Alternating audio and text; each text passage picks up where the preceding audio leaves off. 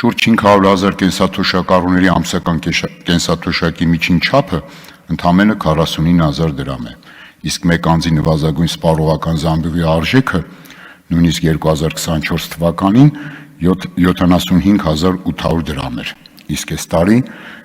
գնաճով պայմանավորված այդ արժեքը բնականաբար ավելացել է։ Աշխատանքային կենսաթոշակառուների շուրջ 20%-ը ստանում են 38,000 դրամ միջին կենսաթոշակ, իսկ կենսաթոշակառուների շուրջ 1/3-ը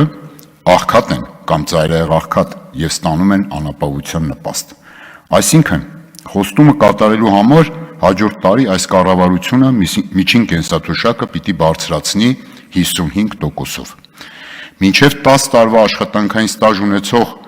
շուրջ 35,000 քաղաքացիներ ստանում են ծերության նպաստ, որը կազմում է ընդամենը 36,000 դրամ։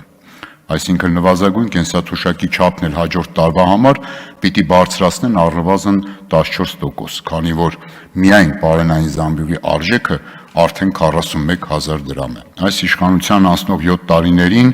այս քաղաքացիների կյանքի որակը նվազել է, քանի որ պարզ միջին գնաճը գերազանցել է նրանց եկամուտների միջին աճին։